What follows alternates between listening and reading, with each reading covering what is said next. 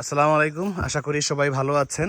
আবার আমি আসলাম SP-125। এর আগে একটা ভিডিও বানিয়েছিলাম 2 মাস আগে, যে কেমন আমি পাচ্ছি, কেমন চালাচ্ছি। এবার আমি গাড়িতে বেশ কিছু মডিফিকেশন করেছি, সেগুলো নিয়ে আমি ভিডিও বানাতে চাচ্ছিলাম, যে আপনাদের সঙ্গে একটু শেয়ার করি কি ভালো পাচ্ছি, কি খারাপ পাচ্ছি, বা করতে গিয়ে কী কী ডিফিকাল্টিস হলো, এখন আমার বেনিফিটস কোথায় হচ্ছে, লাভ হচ্ছে কোথায়, বা কী কী সমস্যা হচ্ছে আমার মডিফাই করার পরে, সেগুলো নিয়ে একটু শেয়ার করবো আর কি। তো সবার আগে আমি আসি হচ্ছে ফগ লাইট থেকে, যে আমি কোন ফগটা লাগালাম এবং ফগটা আমি কীভাবে লাগাইলাম সেখান থেকে একটু আসি। প্রথম কথা হচ্ছে হুন্ডার যেসব বাইকে এই ধরনের লাইট আছে, লাইক আমি বলবো যে বিশেষ করে I don't know about X-Blade, কারণ এক্সব্লেডটা আমি ওইভাবে রাত্রেবেলা ইউজ করি নাই। আমার নিজের একটা হর্নেট আছে স্পেশাল এডিশন, তো ওটাতে আমি লাইটে খুব প্রবলেম ফেস করছি। সেটাতে আমি ফগ লাগিয়েছি, ফগের জন্য আমার মামলাও খেতে হয়েছে।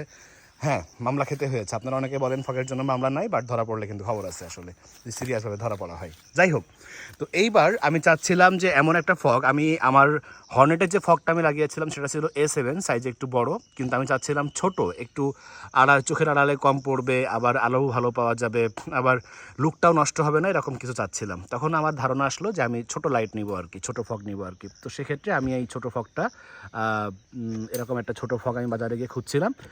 তো আমি প্রথমে স্টেপ বাই স্টেপ বলি। প্রথমে আমি ফগ খুঁজছিলাম, ফগ খুঁজতে গিয়ে আমি জানতে পারলাম যে ফগ লাইটগুলোর একটু কয়েকটা ব্র্যান্ড আছে, আমি নাম এখানে বলছি না, বেশ কিছু ব্র্যান্ড আছে। ব্র্যান্ড অনুসারে তার দাম 3000 থেকে 4500 টাকা পর্যন্ত বিভিন্ন দাম থেকে। তার আগে একটু বলি, আমার বাড়ি কিন্তু যশোরের আশেপাশে, যে কারণে আমার সব কেনাকাটা যশোর থেকেই হয়। এরা খুব বেশি অতিরিক্ত দাম বা এরকম কিছু চায় না, যেরকম দাম সীমিত লাভ করে এরা বিক্রি করে। তা আমি হচ্ছে এই ফগটা নিয়েছি, এটা আমি একটু এখানে দিয়ে দিচ্ছি। আমি এটার বিশেষত্ব কোনো কিছু এখানে ওরকম উল্লেখ করতে চাচ্ছি না, আপনারা একটু প্লিজ নেটে দেখে নেবেন। আচ্ছা, এটা হচ্ছে আমার কাছে এরকম একটা প্লাস্টিকের বক্সে তারা দিয়েছিল আর কি। হ্যাঁ, তো যাই হোক, এই ফগ লাইটটা আমার কাছ থেকে নেওয়া হয়েছে 1300 টাকা। আমার কাছে বেশ সাশ্রয় মনে হয়েছে। কেন আমি এই লাইটটা নিলাম 3500 টাকা না দিয়ে? প্রথমত বাজেট একটা ফ্যাক্ট। সেকেন্ডটা হচ্ছে, আমি যেহেতু আমার এই বাইকটা নিয়ে হাই রোডে খুব কমই চলাফেরা করি, বিশেষত আমি গ্রাম বাজারঘাট এগুলোতে বেশি চলাফেরা করি, ছুটিতে যখন বাড়ি আসি, তো সেই কারণে আমার কাছে মনে হয়েছে যে এত টাকা ইনভেস্ট করা একটা লাইটের পেছনে নট নিডেড, দরকার নাই। তো সেই কারণে আমি হচ্ছে এই লাইটটা নিলাম 1300 টাকা দিয়ে। এটা কিন্তু ওয়ারেন্টি দেয় না, বাট যে দোকান থেকে আমার নেওয়া বা আরও আশেপাশে কয়েকটা দোকান থেকে আমি দেখলাম যে 90%ই হচ্ছে এটা কিন্তু ভালো। আমি যখন A7 নিয়েছি তখনও কিন্তু আমার ওয়ারেন্টি ছিল না, আমি কিন্তু একটু কম দামে নিয়েছিলাম। তো ওটা ওটা কিন্তু আমার এখনও 4 বছর চলছে। হোয়াট এভার, এই লাইটের সাথে আমাকে আরেকটা জিনিস যেটা নিতে হয়েছে, সেটা হচ্ছে একটা সুইচ। তো আগে যে লাইটের সুইচগুলো আমরা দেখতাম, সেখান থেকে এই সুইচটা আমার কাছে একটু ডিফারেন্ট মনে হয়েছে, যথেষ্ট পরিমাণে একটু মডার্ন। এখানে দুইটা সুইচ আছে, মাঝখানে হচ্ছে অফ, নিচে একটা এবং উপরে একটা, দেখতে পাচ্ছেন। এবং সুইচটা চাপ দিয়েও বেশ মজা আছে। আমি সুইচটা লাগিয়েছি হচ্ছে লুকিং গ্লাস, যে লুকিং গ্লাসের যে লকটা আছে সেখানে। এই হাতে দেওয়াতে একটু সমস্যা হয়, হাতটা তুলে এখানে নিয়ে আসতে হয়। বাট আমি যদি এইখানে দিতে পারতাম তাহলে বোধহয় আমার সুবিধা হতো। বাট এইখানে দিতে গিয়ে যেটা সমস্যা, সেটা হচ্ছে এই তারগুলোর সাথে লেগে যাওয়ার সম্ভাবনা রয়েছে। হ্যাঁ, তো সেই কারণে আসলে আমি আর রিস্ক নিই নাই।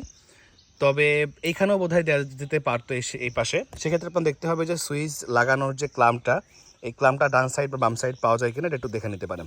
ওকে, আরেকটা কথা একটু বলে রাখছি, সেটা হচ্ছে কোনোভাবেই এই ধরনের যে লাইটগুলো আছে, হর্নেট বা হুন্ডার হর্নেট বা এক্সব্লেড কিংবা হচ্ছে এখন যে এসপিতে দিয়েছে আর কি, এই ধরনের লাইটগুলোতে কোনোভাবেই চেষ্টা করতে হবে যেন হাত না দেওয়া হয়। আমি একটু আমার একটা অভিজ্ঞতা শেয়ার করি। আমি যখন 2020-এ যখন হচ্ছে আমি আমার হুন্ডা হর্নেট স্পেশাল এডিশনে যখন আমি ফগ লাইট ইনস্টল করতে যাচ্ছিলাম, তখন কিন্তু আমার তো ধারণা ছিল না।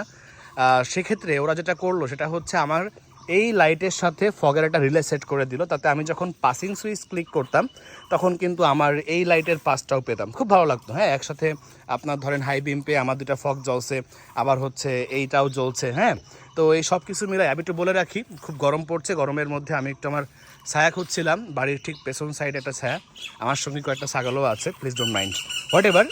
তো তখন এবং পাখির ডাকা শোনা যাচ্ছে, তো তখন আমি চাচ্ছিলাম যে হচ্ছে আমি এরকম কিছু করলে ভালো হবে। বাট এটা দেওয়ার 7 দিন কি 10 দিনের মাথায় আমার লাইটের ভিতরে যে দুইটা লাইট আছে, উপরের লাইটটা কিন্তু কেটে যায়। সো এই কারণে একটা বড় পরামর্শ, এটা সবাই যে মিস্ত্রি যাই বলুক, হেডলাইটে হাত দিবেন না।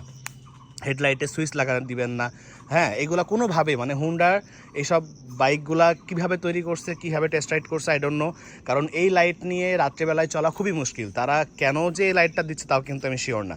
হ্যাঁ, হর্নেট যখন আসলো তারপরে বা এক্সপ্লেড আসলো, তো সেখান থেকে কিন্তু এদের শিক্ষা নেওয়া দরকার ছিল যে লাইটে আসলে মানুষের চলাফেরা করতে অসুবিধা হয়। আচ্ছা, তো এই জন্য কোনোভাবে এটাতে হাত দেওয়া যাবে না। এখন এই লাইটটা আমি যখন ইনস্টল করতে গেলাম, যাওয়ার পরে এর সাথে কিন্তু কিছু ক্লাম দিয়েছিল। হ্যাঁ, সে ক্লামটা আমি একটু দেখাই।